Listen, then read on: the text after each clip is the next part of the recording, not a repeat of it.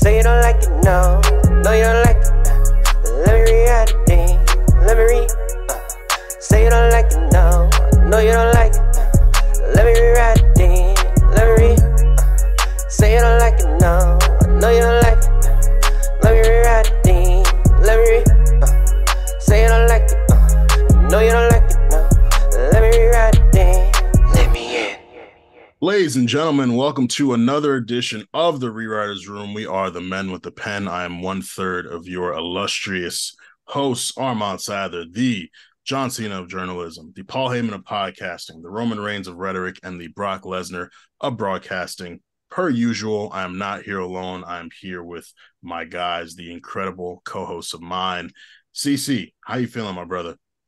What's good is CC, the best rapper producer in the whole wide world. Got body because I consume healthy products and do town crows, benevolent service to the earth and philanthropist. Every phrase I say is gym like amethyst. You could put any nigga next to me. Dope ass women gonna be like, who the fuck man's is this? I may talk a lot, but only got one thing to say. Love yourself, keep going. You out of world, so give all you can. Take care of your body, your people, and your land. Where the hell my nigga Chan?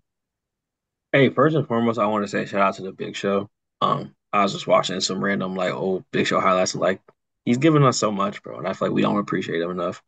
But secondly, I did want to comment on the women's mid card debate, which has bubbled up. I I think I am turning over a new leaf, and maybe on one of the shows, I could stand for a women's mid card title. I don't know what you call it. I think that's really a big hurdle. Is that the branding on it? Like I get it, it's about money, but I'm sorry, the TBS championship, it just sounds like a joke. It just sounds like a toy. And Yeah. so, like, I think if you could figure out the branding, I do think there's a space for it just because you see what, Rhea's doing. Obviously, EO's kind of more traditionally in women's matches, but you see how Rhea's kind of elevating out. It would be nice to have more women's singles matches in those spots that weren't around, anyone else's feud. So just an idea that I will say, the points are starting to hit a little harder. I'm not fully convinced yet, but I am open to like maybe throwing one on NXT, maybe like a Heritage Cup for the women, and just like see how it feels. I could get into that. Bro, Word. so I'm gonna just drop this right here. My brothers is my brothers like my mother's kids or whatever, and great minds. I'm gonna just drop that right there and leave it for the. If you stick around for the rest of this podcast, you're gonna see where that's gonna come back around. But keep going ahead, y'all boys. And that was Channing with our mid card moment. Of course, we got to give a big shout out to the A Show RNC. You can follow us at the A Show RNC to tap into all of our content, whether that be the A Show, the War Report, any of our other bonus content. And we have a special podcast only fans called the Patreon, patreon.com/ the A Show RNC to get early access to all of these things, extended episodes, exclusive merch the next time we do merch, early access to draft diary, retro diaries, whatever the hell. We're doing a lot over there. The A Show will be back soon, so that will be very exciting for you all. They'll be back with something very special for you all, might I add. But we're gonna leave Hollywood and come back down to earth. That was our Patreon segment. So let's jump into our pre-write for the week, where we discuss storylines that we're enjoying or not enjoying, and just have a little discussion about it. So Channing, I'm very interested. Actually, I should have got this. I'm looking at a specific emoji right now on our run sheet, and I would love for you to get into a conversation about what this emoji means to you. I'm sure it'll be a kind of tough topic.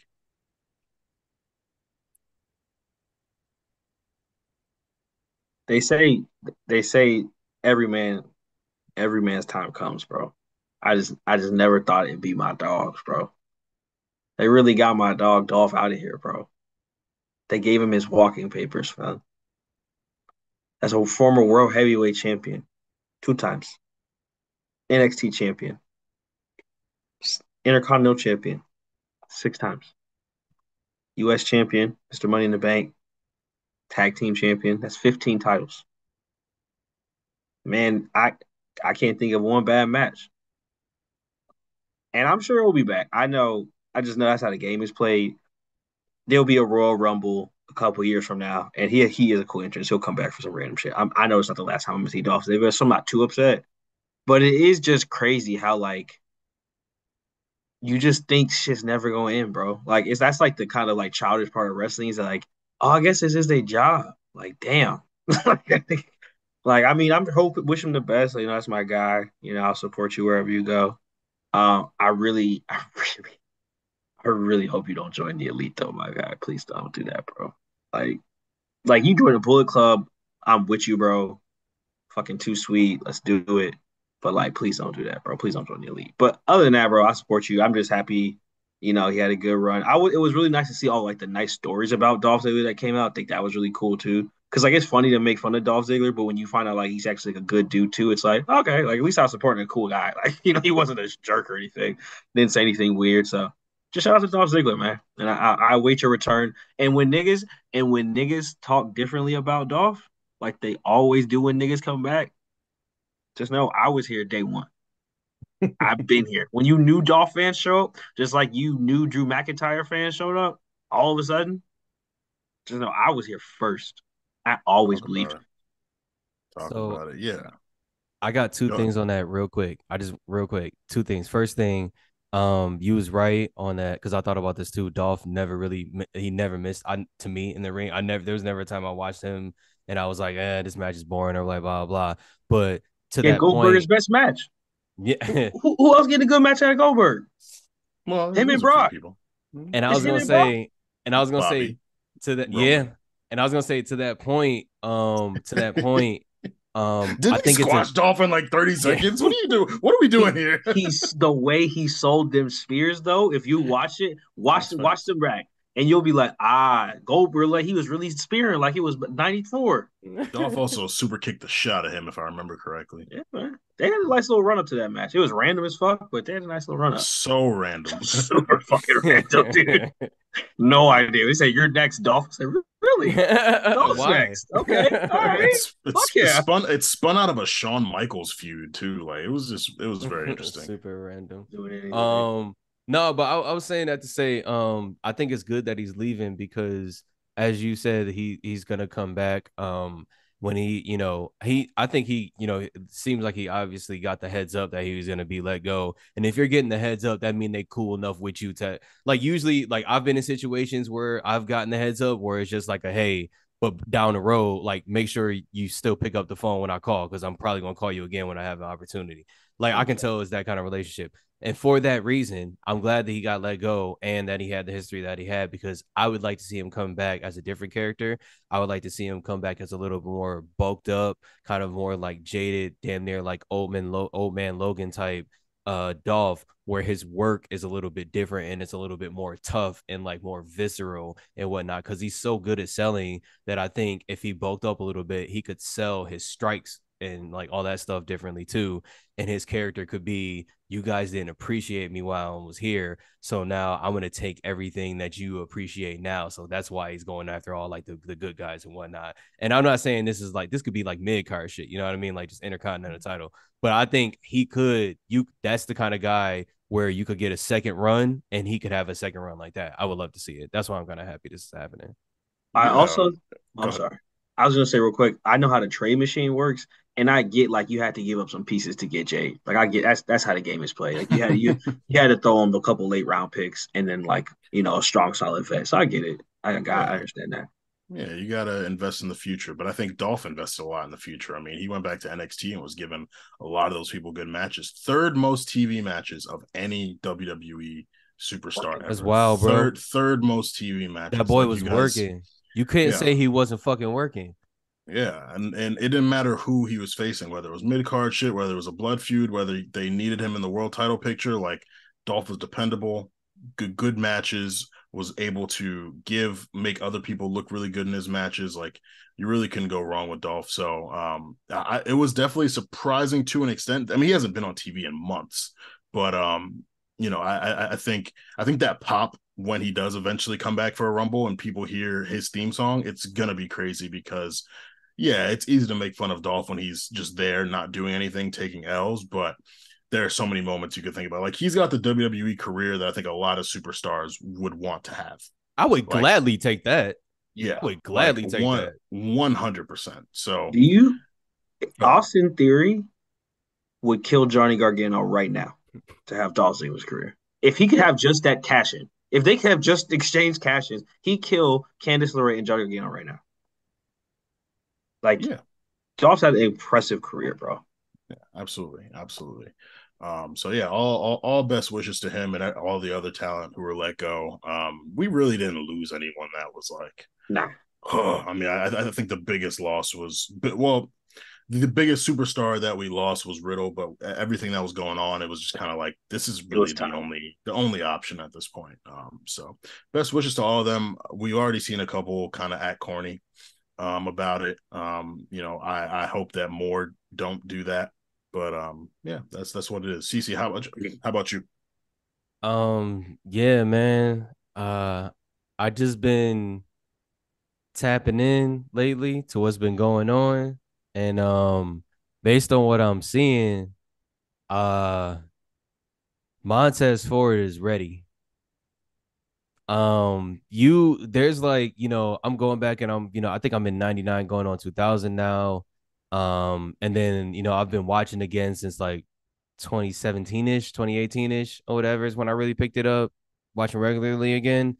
You can see when a wrestler has decided themselves that like no. Remember when Drew came out and he was like, "No, like no, this is what I want now." Like you could see it in his eyes. He was like, "No, this is where I'm at now." And it's still there. Like it's gonna be there. Montez, when he got scolded by Bobby the other day or whatever, I was looking at that and I was like, wait a second. If you look at like his face right now, he's really trying to like lean into the role of being like, you know what? Like, yeah, like that wasn't like he's trying to like I could see him like really committing to acting like he just got scolded and whatnot. And what's about to come next is what's about to come next, which lets me know that one, he's like not that we didn't notice before, but he's down to like go all in on some shit. But I personally feel like him going down that more like vicious route is going to unlock things for him that are going to work for him down the road. And I cannot wait for him to do it because I think he plateaued being in the more like positive role. And this is going to allow him to flex different parts of his character that he can then take when he's more of like a tweener, which is ultimately where he's going to end or whatever. He's going to be like that smart ass, kind of like tweener badass guy or whatever. But this is what he needs to get. This is like when Rock went domination or whatever. And then from there, like went like corporate and whatever. Like this is the start of that. So I'm letting y'all know, nigga, the clock's ticking or whatever. Get your champions out the way, your faves or whatever. Let them get their titles. Cause my boy, once 2025 hit, he going stupid. Question: who was at the TKO unveiling? Which couple was it? Was it Becky and Seth? I don't believe so. VMAs wasn't even in a music video. Who who was Trying to Was there? it was it Madcap and Emma? I don't think I so. don't I Was it, and no disrespect to 4K because I'm big 4K high, but it yeah. wasn't Carrying and Scarlett either. I don't think it was Braun and Cora either. I Oh, don't. Yeah, wait. And then we think about money, relationships, connections, and all of that stuff too, right? We know that the WWE wants to be close with the NFL because they kind of share the same fan bases. People who like to watch big, strong guys hit each other and do same kind of shit or whatever, and they've gotten in with them with the belts. What else do, the WWE and the military, or I'm sorry, the NFL have that they try to pander to? Oh, the military. Oh, who used to be in the military? Oh, Hmm. Oh, the Interesting. marketing. Oh, So, a black guy who's married to this woman who's a strong woman, and he used to be in the market. Oh, he's pretty good looking. He can talk. interesting. Oh, Ooh, hmm. interesting. Like I'm Interesting. telling you, I listen. If The I'm power is there. if I'm trying to decide who's going to make me money, I'm looking at this guy and I'm like, oh, he's going to make me. This guy can make some fucking money. But I'm just letting y'all know on the wrestling side, it's coming. Hey, man, if it was 2006, Montez and Bianca have a movie on BET, bro. Oh, They'd just thrown them. They'd have thrown them a low budget. It could have even been a wrestling movie, but WWE and BET would have partnered up and made that happen, bro. mm-hmm. Because you could just watch them, just even them like doing interviews and stuff. You're like, oh my god, like they're like incredible. Like they're Imagine just watching that Beyonce Most Def musical and right after that the Bianca Belair Montez Ford movie. Come on. Madea goes to WrestleMania. Come on, man. oh my god, Yo, Come this on, nigga said come on, man. We nah. printing money. They're If printing money. you do a match Medea versus Mae Young, Yo, Yo, my nigga. Real talk. Medea versus Rhea, like Tyler Perry kind of tall, right? Hey Like man, that's hey like, man. like you might have to give her a World War Heavyweight title shot, man. And you know what? You want to talk about heel heat? Rhea beating up Medea? Yeah, That's I was heel gonna heat. say if you ever watch Medea movies, like Tyler Perry sells. Like Yeah. when he's getting Oh, hit, he he can does sell for sell. sure.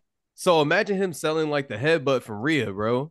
Imagine our truth talking to like like Uncle Brown or whatever the fuck. And then you got the New Day just in the corner, like some Oh, bro, the New Day badass would kids and eat a shit. Medea movie, bro. They'd be like her friends. Like I'm just saying, like they're just that's just such star power that I'm so happy that they're. Ricochet and Samantha gotta just be in it and just like, but they not nobody tell them that they playing any characters. Just have a nigga hitting on Samantha in front of him and just let them like in real life, just like let it happen They'll out. get mad. Like Yeah, get that on camera. However that reaction is, let's put that in the movie. it's right there, man. We just turned into BET booking, bro. It got very ethnic. It got very urban. But I mean, no, you're completely right, and your pre-write actually leads to mine. I'm talking about the Street Profits and Bobby Lashley as a whole. You know, last Friday we saw Bobby Lashley gave them the assist again. Angelo Dawkins hesitated and got pinned by Rey Mysterio. And the moment that they debuted, they beat up Brawling Brutes and Viking Raiders. And they haven't really been doing much heel stuff since then. It's kind of been Bobby doing it. They've been very reverent to him, very thankful to him. But them aligning with him, beating people up, kind of dressing nice, like they're still very over as faces. And I think this moment is what we wanted. Their kind of LA Reid, their Diddy to send them on the mission to get cheesecake. They come back with the wrong cheesecake, and Diddy's mad. He's like, yo, I'm shutting down the studio. So now what I think we're going to see is them being more vicious and proving themselves to Bobby. And I think that's when we're going to get the full heel transformation. I think they need different music. I think they need to dress differently too. Like those like marching band fits, they're just a little too colorful. Like Yeah, they kind of need a more darker edge where like you look at them and you're like, these niggas is evil now. Cause it looks like something they would have just wore anyways, to be honest. Like, yeah. so Like Uso adjacent. Like just right. like yeah. So I'm very interested in where they go with this. It's been a slow burn, and rightfully so, because Judgment Day was primarily on Raw. Now that they have the tag titles, they're back. Kevin and Sammy are on Raw, so they can't really do much with them. There's Grayson Waller in theory, but they're heels. So, you know, I'm really interested in what and who they kind of feud with to really crystallize this heel turn, because beating up on the LWO is only so impressive. They lose to everyone. So I'm really interested in what they do to kind of push this even further. But seeing Bobby kind of be on that, yo, get back the suits, the watches, all that shit, like that was dope. So yeah, I think it's going to give them the necessary push that they need.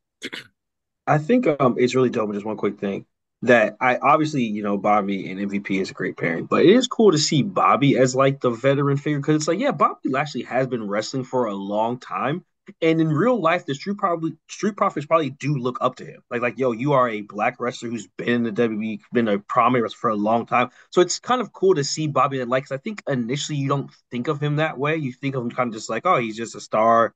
He's a veteran in the company, but he's not like a old head always, but like, yeah, Bobby is like been wrestling for longer than some of these people have been like adults. And so it's really cool that they are like showing for because he actually does really deserve that. I'm glad he's getting that through this, storyline as well. You on mute. Oh yeah, I think you're on mute, my boy. My bad. Yeah, I think it's really where he needs to be Yeah. at this point in his career. You know, I don't know if he'll ever get another world title reign. To be honest, like I don't really see it. So I think him giving back, him being that kind of big dog, will still, he'll still be able to be over. Like he'll still be able to be popular. We haven't seen him wrestle since before WrestleMania. So it's been a while, and I think this break will be good because I think we got too much Bobby over the last few years, and we saw like his character just didn't hit that next gear. Like he kind of needed MVP to really advocate for him, and he had that brief period where he was over as a face, but it just wasn't enough. So I think him with heaters and better heaters than, Cedric and Shelton. All due respect to both of them. I think this will be really good for him. So I'm excited to see what happens with it. Even though I'm not the biggest fan of Bobby, like I'm excited to see what happens with it. Let's move into our free write. So we all bring questions for one another. And this week I said, fuck it. These could even be non-wrestling questions. So I'm gonna pass it to Chan. You go first. What's your free write? So we are obviously in an era where WWE is going global. They're having Elimination Chamber in Perth, which timing wise, not in love with, but I think it's a cool idea.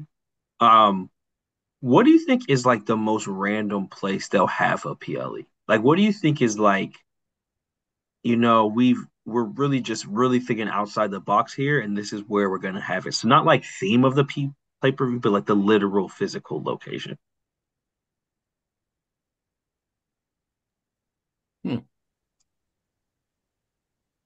I don't know. That's a good question. I mean, I do think they want to like take over more territory. Mm-hmm. I don't know the last time they've been in and I think it's also they try to be conscious of going to specific places that doesn't mess with the like people in the US and what time they have to watch. Like the fact that we have to be up at 6 a.m. to watch Elimination Chamber in February is nuts. But I'm like, I'm gonna do it because I love the WWE and I'm very interested in it. So I don't know. I think that's a really good question that I've honestly never thought about. I don't know. Do you remember when they had that basketball game on an aircraft carrier? Yes. I think that's definitely going to happen at some point for wrestling. I think there's definitely going to be a wrestling match on a boat, like on a military vehicle. I really think that's going to happen. Might even be John Cena wrestling. Who knows? But I mean, yeah. I feel like you got to bring Cena in for that type of thing. That's very much his bag. Oh, for sure.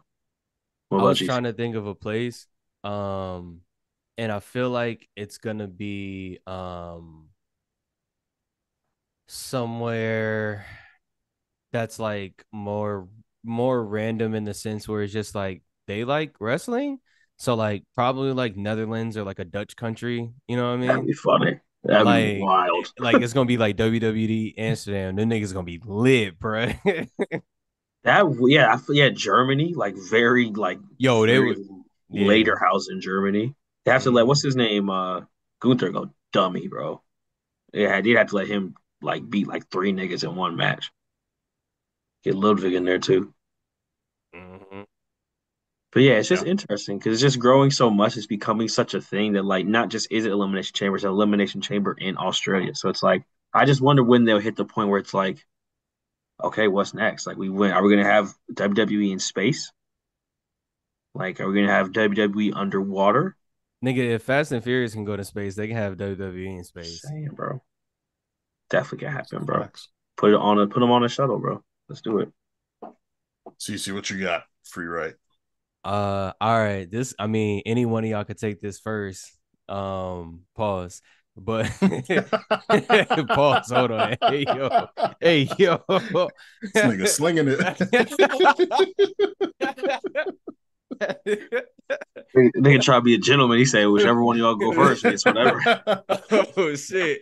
That's enough for everyone. Oh shit. Yo, all right. I don't know if y'all saw my tweet. This has nothing to do with three right. No, you good.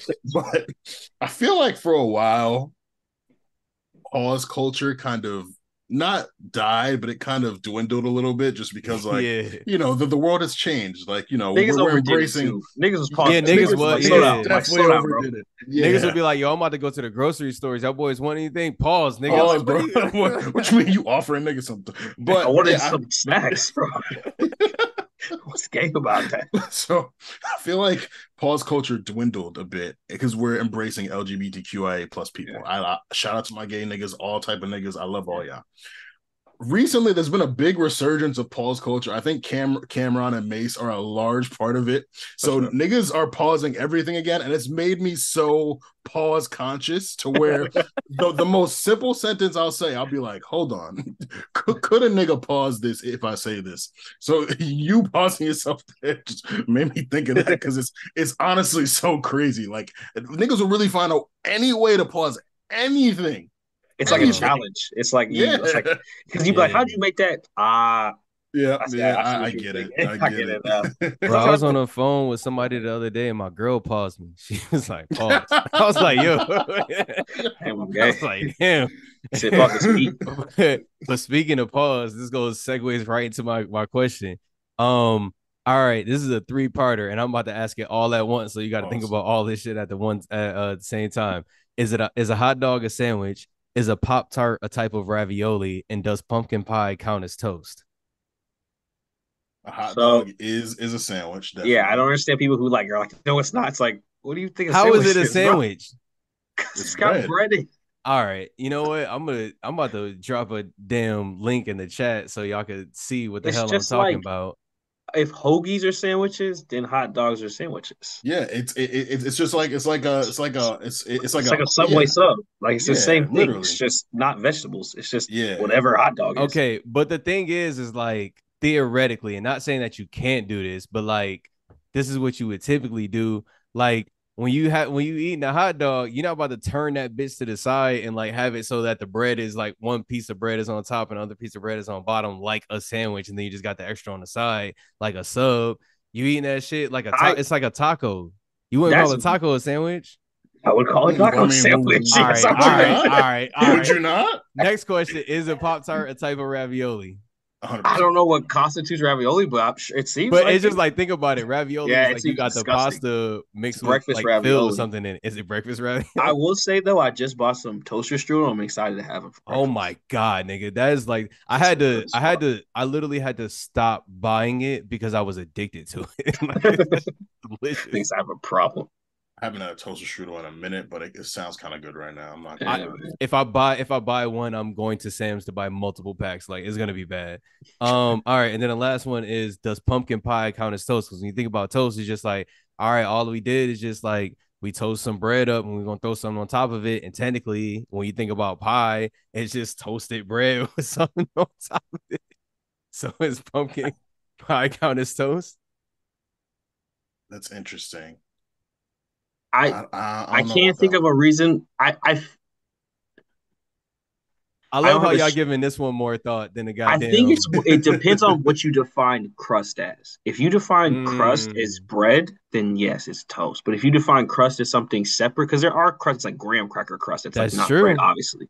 So it depends on the type of crust. But I don't have a strong argument against it. Because Hmm. pie for me like what constitutes pie is something that like the crust and there's like something on top of it and there's like that like it kind of goes down into I don't know the proper word for what I'm saying, but Yeah, there's kind of like layers to it. Toast gotcha. you can put things on toast, but like it doesn't have that kind of Having the layer on top of the toast doesn't make it toast. yeah, like Got you. pie has filling, or even like meat pie balls or something like that. Like it Yo, has like layers to it. meat pie is crazy. It's got like some kind of density to it. I ain't never heard of a So I nigga don't eat meat pie in real like. life. Hey, It's like yo, fruit cake. It's like I ain't no nigga who eat that. if you or had like that shepherd's pie. That shit's fire. I love some Shepherd's shepherd's pie is pie. fire though. Shepherd's Yeah, pie is good. It's like if a you had I Popeyes that or for some love shit. dinner earlier, and I ask you what's the last thing you ate, just don't tell me you ate. Just like don't tell yeah. if meat pies was I would great. not say Don't meat say pie. that. I would You call it lasagna or something. Like, you out to dinner, you say, yeah, can I get the linguine? Can I get the meat pie? I said, bro, come on. hey, come on, man. Like, Come on. The you lady right here, my wildin'. You boy. gotta eat that right now, bro. Yo, your You could kid's right here, son. you could order that in private, bro. This is a family establishment. My God. Very interesting questions. My last question, and this stems from a hot take that I've had for a while and have never fully come out that I've joked about it in the Discord, or maybe I've veiled it as jokes, but I've kind of been serious about it. And I just hope that this is a safe space for me to say what I want to say. So, the Usos, they had the record breaking longest tag title reign. They've had a lot of tag title reigns. They've recently, main evented WrestleMania. They've done a lot of big things in WWE. They've been people that the WWE have gone to regularly. They've been great heels. They've been great faces. They are being called the greatest tag team of all time by a lot of people. And when you look at their resume, it's hard to disagree with it. Now, I have never really been impressed with them in ring. They have never really moved me in ring. I'm not a big fan of the super kick fests.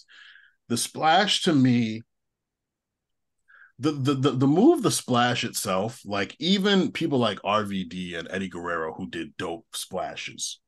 For me, it just doesn't seem as effective because they're smaller guys. Someone like Bronson Reed doing a splash, it's like, yo, that nigga can genuinely flatten you. And Eddie Guerrero, God rest his soul, was brolic.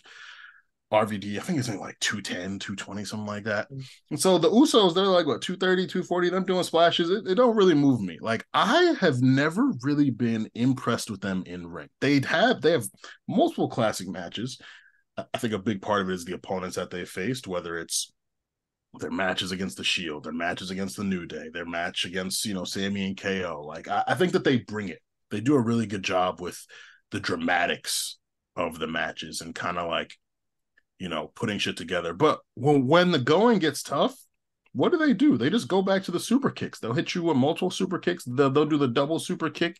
Thank God they added the 1D because that double splash shit, okay, two niggas jumping on you, I get it. Like that probably hurts a little more. But Nah, there's always one thing on the legs. It was like, it's also weird. Like that should hurt your stomach more than it hurts your opponent, but whatever.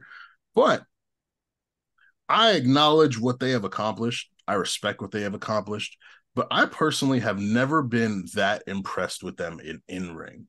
And I've never felt like I had the safe space to express that. I can already feel the Discord hearing this and typing messages toward me. I will take all the bullets. But I want to ask you guys, do you think the Usos are good wrestlers? It's very different in my opinion in terms of their styles. But it reminds me of like the Hardy Boys, especially like near in like post peak Hardy Boys, where like Usos are just like 90% vibe.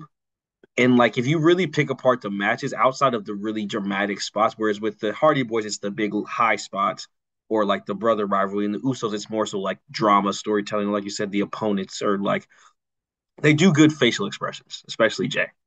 But a lot of it is just like it's just cool to say the Uso Penitentiary. They have a fun entrance when they would come out to the ring and talk their way down. Like that was really cool. As I said before, when the Samoans get black adjacent, it always works out better for them.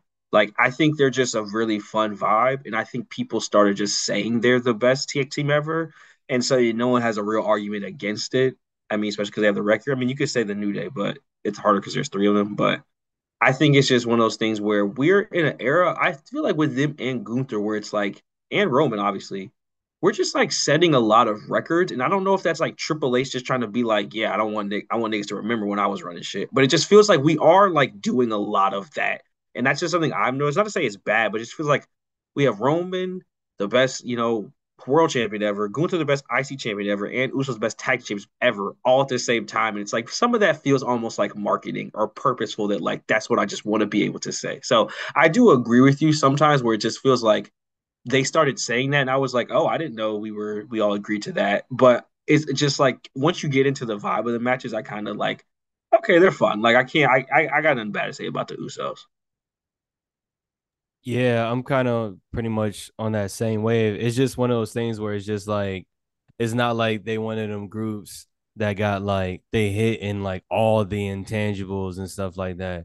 When I'm watching a match with them, I'm never mad that I'm watching a tag match with them. They do tag matches. When they say they're the best tag team or whatever, I'm like, well, you got to do how good it is and how consistent it is, and then how consistently good it is. And I'm like, well, they're consistently good. So I don't know what to tell you. I like all their tag matches. They're really, really good. But beyond that, yeah, I do get the point of like not feeling like they're special. I do think it's special to be consistent in that way. So I think they're special in that way.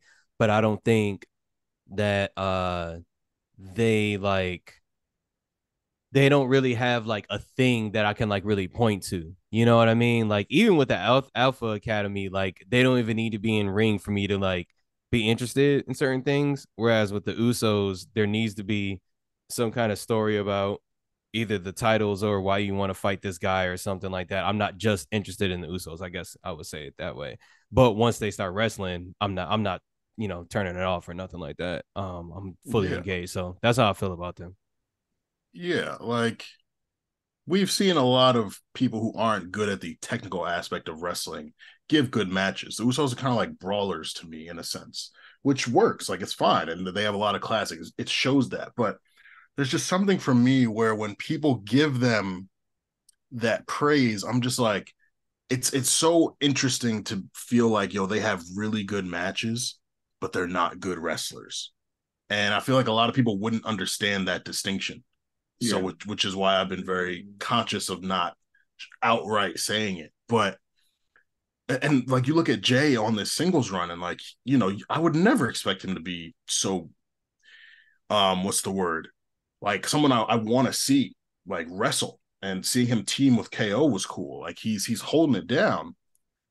He's good at giving a good match, and like you said, conveying all like just the entire aura of a match. He's very good at that. But especially at singles, like their movesets are so. And we saw Jimmy, his match against who was it? Was it Theory? I forget who it was. It was all But them people involved, so oh, it's hard to AJ, it was remember. AJ. Yeah, it Like was we AJ. were like, yo, Jimmy got it as a singles. He might not be it. Jay as a singles holding it down. Jimmy needs some work, and so you put them together. They're perfect together. They complement each other so well. But I'm just like, I don't know if they're good wrestlers, and I hope people understand that distinction. I'm gonna get jumped anyways. It's fine. I'll take it. But I just need to ask that question. To get into our rewrite for the day, for those who are on the Patreon segment, you heard us doing Sasha Banks and Naomi trivia. Shout out to DMV, our guest from last week, who gave us this idea of rewriting Sasha and Naomi's story if they did not walk out of the WWE and hand over the tag team titles. Now, to give you all context for those who may not remember or may not have been watching, or whatever the case, you're not aware, there was a 6-pack challenge to take place on Monday Night Raw.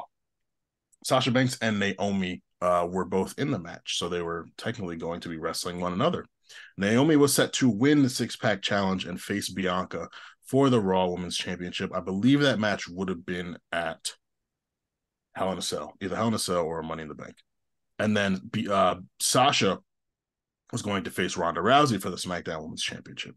Both of them, being women's tag team champions, would lose their matches, and it was going to unfold into a feud with Doudrop / Piper Niven and Nikki Cross over the women's tag team championships. They were not happy with that storyline, and they walked out of the WWE in May 2022. Naomi is obviously now Trinity and Impact.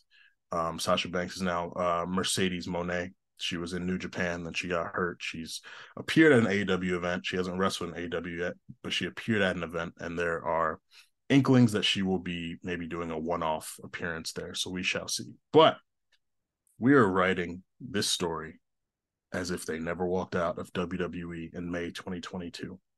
Who would like to begin? I'll go ahead and get started. All right. So, I'm gonna pick up from them winning at WrestleMania, the titles. So they win the titles at WrestleMania. Um, and then 2 weeks after Raw, they cut a promo talking about how they just beat 3 different teams at once. And nothing's changed on the roster since WrestleMania, so they won't even entertain title matches for like another 6 months or until every single team in the division splits up or whatever. So like their thing after they won is they kind of like immediately become like cool girl heels, like they're kind of like mean girl heels, to where like I've always, and part of this is because I always thought both of their characters could be a little bit cooler, but I always thought it was them trying to be cool in certain ways that made them uncool. And I was like, well, if you just go mean girl with it and then you lean into how like a mean girl is cool, you'll be cool just off of like trying to get that off. You know what I mean? Like that'll work.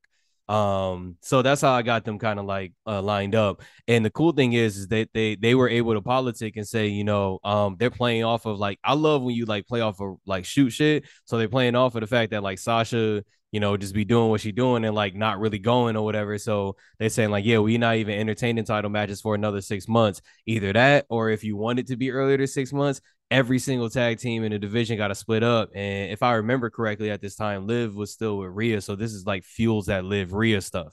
You know what I mean? And a lot of those tag teams ended up winning to break up. So this kind of like fuels some of those tensions. It gives everybody like a little bit to their story as well.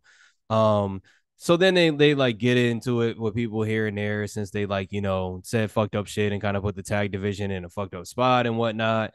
And as they do mean girl stuff week to week, Sasha starts to like noticeably feel uncomfortable with like the level of cruelty and malice that like Naomi is showing towards people.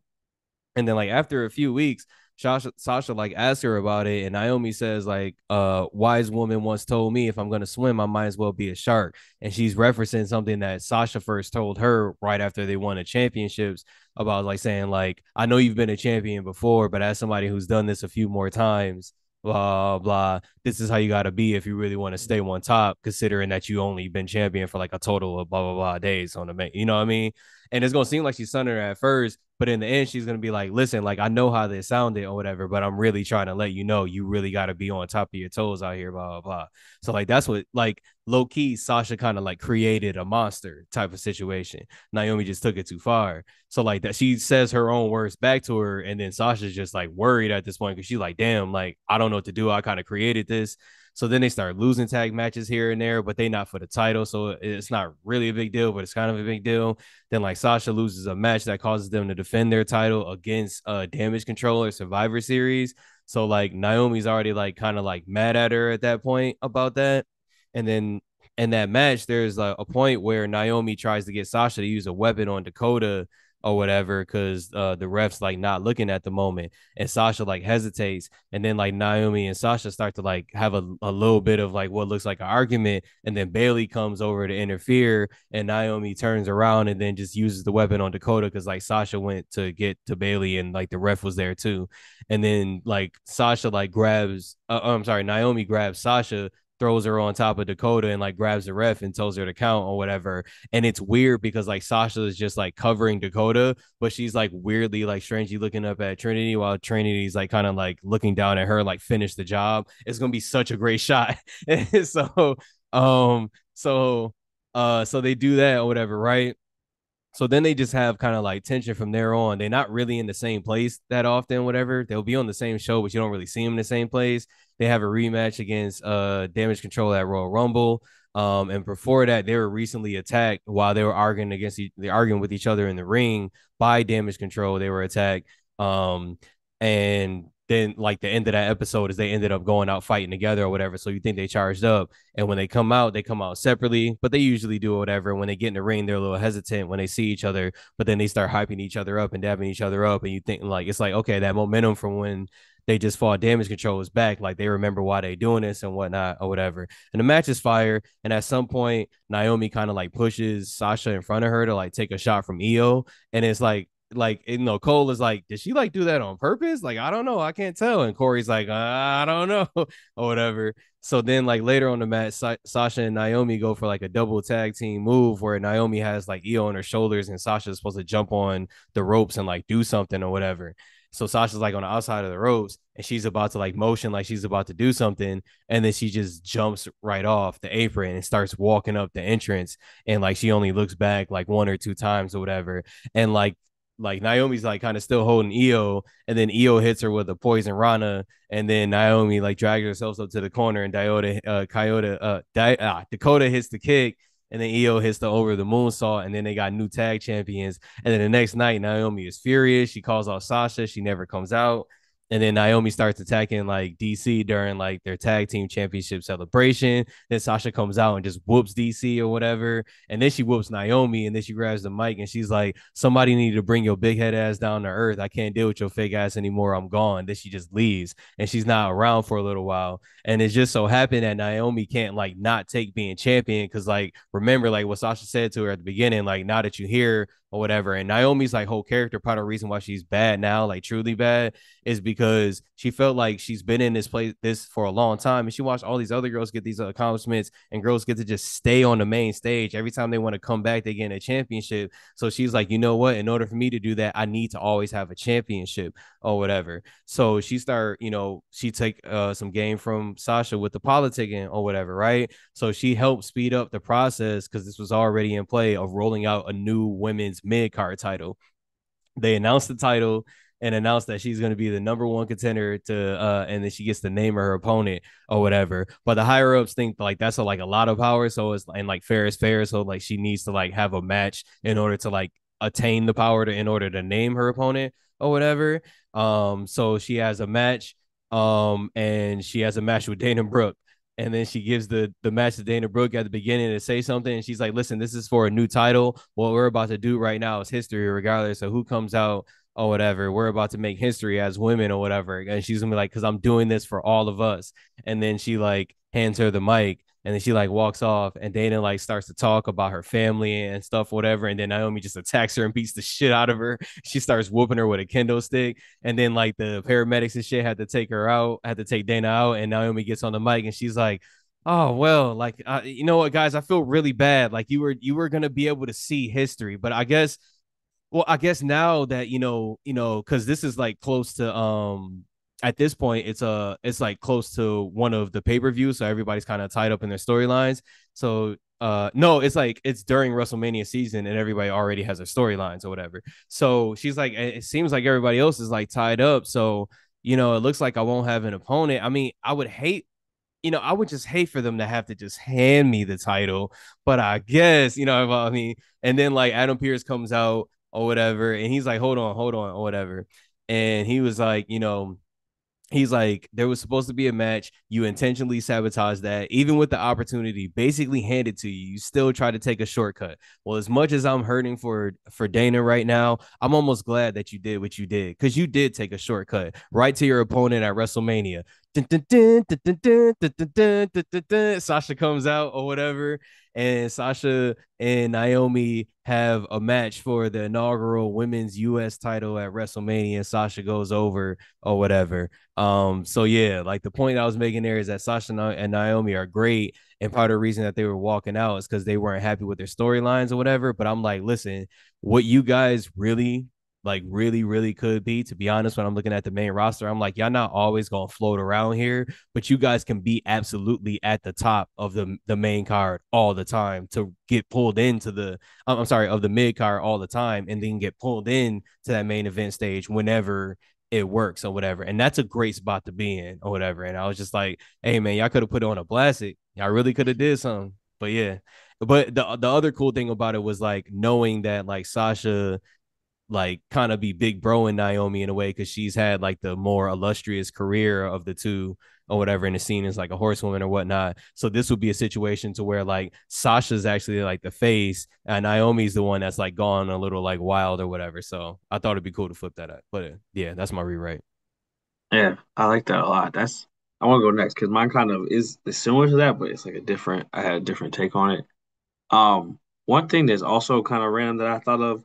Do y'all remember when Liv Morgan was like supposedly sleeping with Lana? It's crazy that like Liv is the one who made it out of that. That she's the one still on the roster. Would never guess that. But my rewrite is similar to yours, but it is half as complicated because part of my story begins where Sasha goes to Naomi's like, hey, I like am really not okay with this match. Like this is really like fucked up. We shouldn't have to do this. Let's go talk to the boss. Um, and Naomi's like, yeah, okay, sure, let's go. And then, Sasha pulls up to Pierce's office. Naomi no shows. Adam's like, what's up? Like, you want to talk to me about something? She's like, I thought me and Naomi were, but I guess we're not. I don't know. Come out to the match. Sasha's kind of uncertain. Naomi's like, sorry, I got busy. I like missed it, my bad. Um, have the match. This is the tag match against Rhea and Liv for the tag titles. Um, Rhea and Liv win the match. Naomi turns on Sasha, beats her ass, says you always in the spotlight. You always trying to little sis me. You always trying to act like you know better than me. You was looking out for yourself. You didn't care about me. You was just mad about your storyline, and I'm sick of being your understudy. So now Naomi's free agent sauce is off with the injury. Naomi's kind of walking around. She's like, I'm finally looking out for myself. I'm just like done, just like being the understudy. I'm just trying to be myself.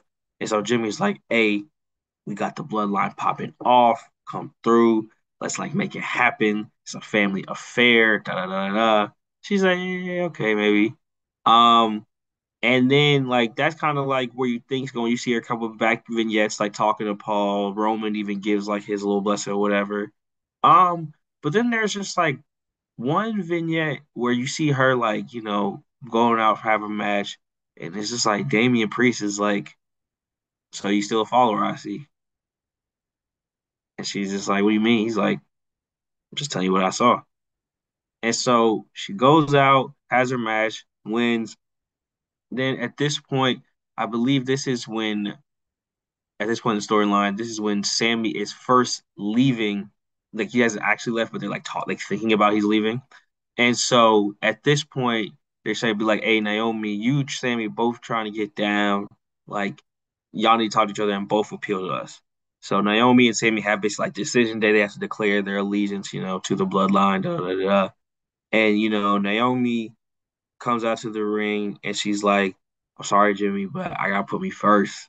And then Judgment Day comes out of nowhere, jumps the bloodline. Naomi has joined the Judgment Day. She is this storyline has taken Rhea Ripley's place as the female leader of the Judgment Day. Said, I'm no longer following up just behind other people. I'm looking out for me. So Naomi is your 2022 Royal Rumble winner. Naomi goes on to defeat Charlotte Flair at WrestleMania. Naomi is mommy. She also has the same feuds, and she is still our current women's world heavyweight champion. Because I think that would just be a fire idea. Like if they would have had her in that role, kept Rhea in the tag with Liv, she never gets hurt, all that. I think that would be really fire if Naomi could have had that role because like her. I feel like her character actually makes like a lot of sense. It's like, yeah, you did get slept on. Whereas like Rhea, like obviously she's great in the Judgment Day, like no shade at all. But it's just like it's not as if like she's had this hard WWE career, like nothing's been given to her. But like Naomi could really sell. Like I'm sick of being up under these other people, and like I've been here grinding forever.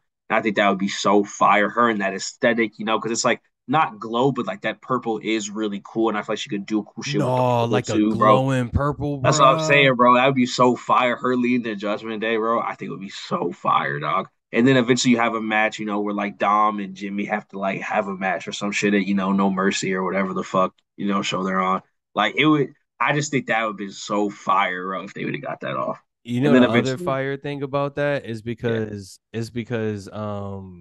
because Roman know that she family, yeah, he would make sure she had a budget. So her hair, makeup, and all that would be that's fire. what I'm So saying.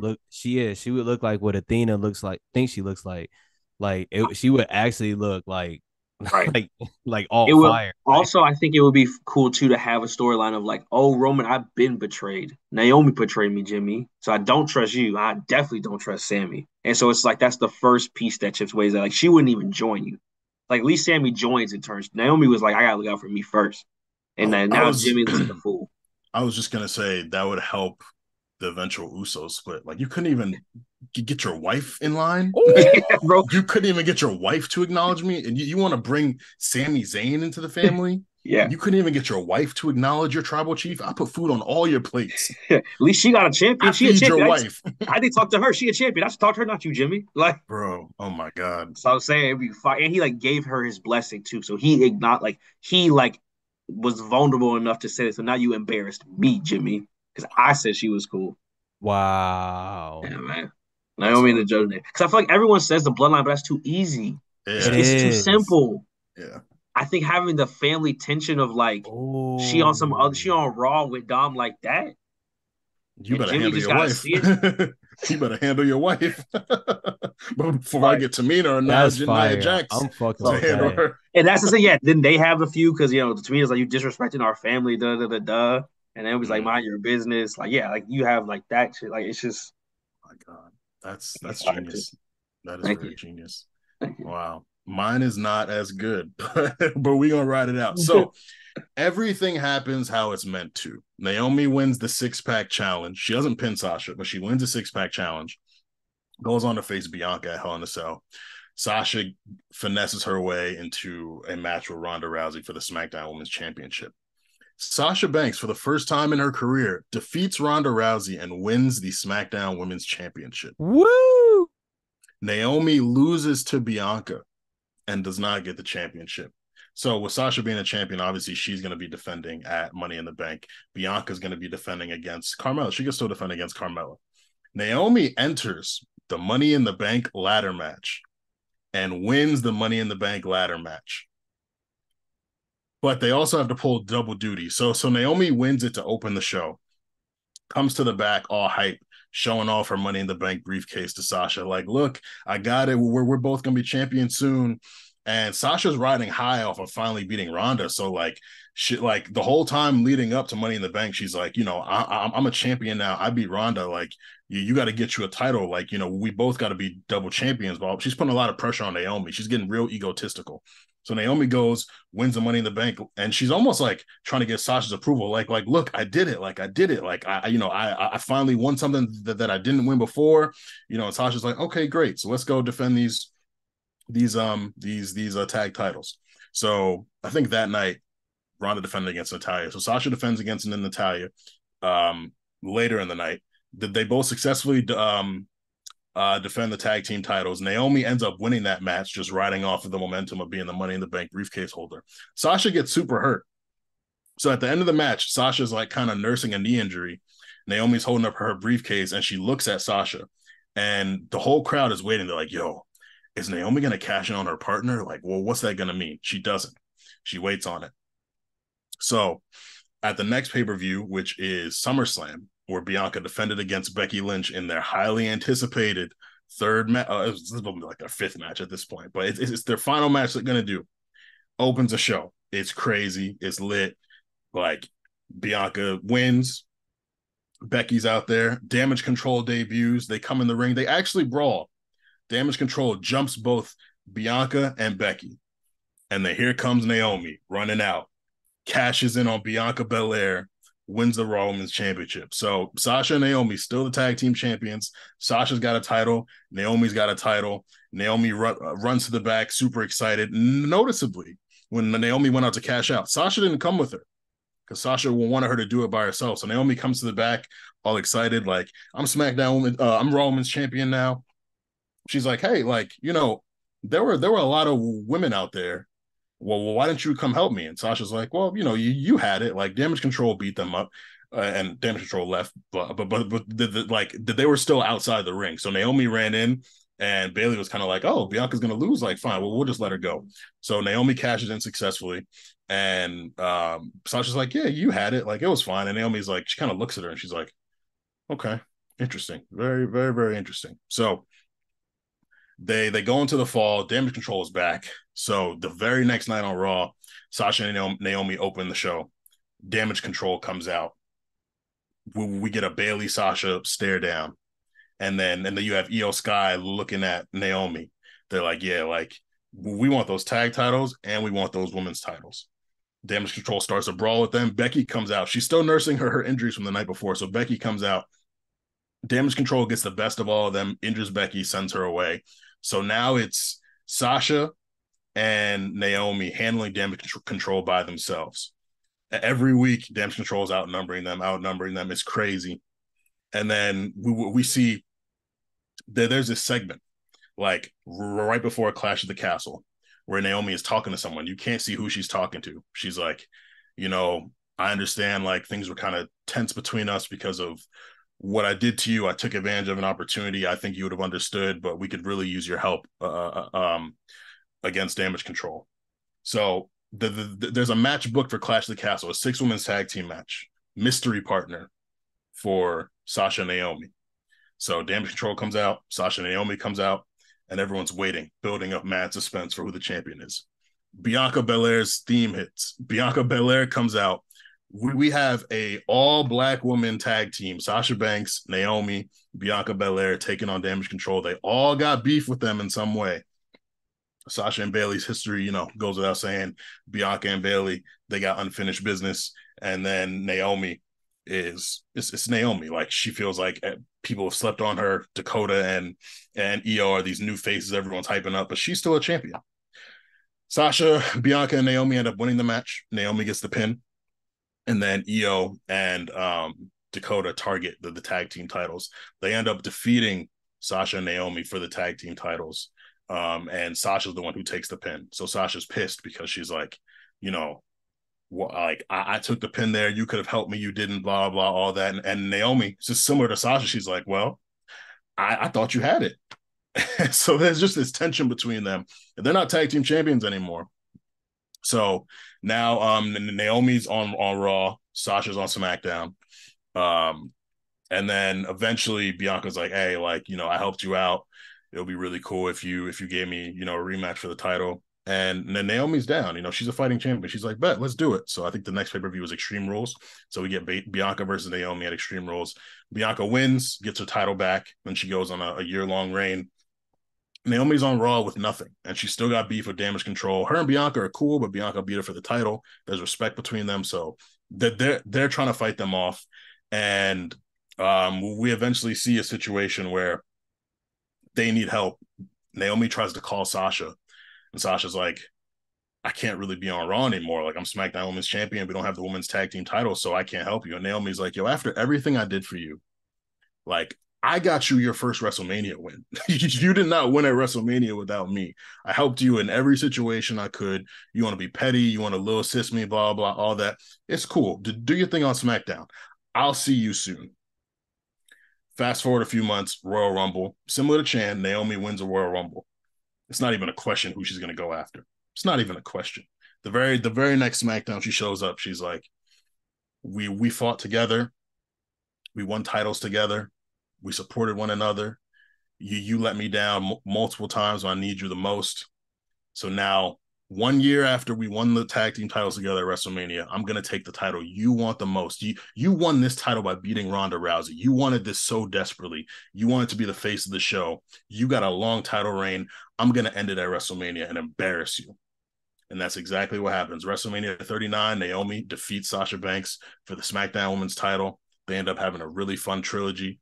But it's a situation where Sasha's head gets really big and she's very selfish and only thinking for herself. We get to see an amazing fantasy tag team of Sasha Banks, Naomi, and Bianca Belair. We get to see Naomi win Money in the Bank, cash in on Bianca Belair. We get to see Damage Control be super dominant. But in the end, Naomi gets her comeuppance and wins the SmackDown Women's title again at WrestleMania. That would be 6 years after she did it. It was WrestleMania 33. So 6 years after she did it, she does it again. And it's another Black woman versus Black woman title match at WrestleMania. And it's not forced either. Like, the story makes sense. Wow. You guys booked some good shit, man. I want to see all of this shit. Yeah, man. Big bookings tonight. Absolutely. So I know you all have a lot of thoughts. I know we have a lot of Sasha and Naomi fans, and rightfully so. They both were incredible talents while they were in WWE. So we would like to hear your thoughts. Well, which story did you like the most? How would you rewrite their time in WWE? And do you hope to see them come back? So sound off in the Patreon comments. Hit us on Twitter at the HORNC or Rewriters RNC. And of course, thank you as always for tapping in with the men with the pen. For myself, for Chan, for CC, we are the Rewriters Room, and we will be back with you all very, very soon.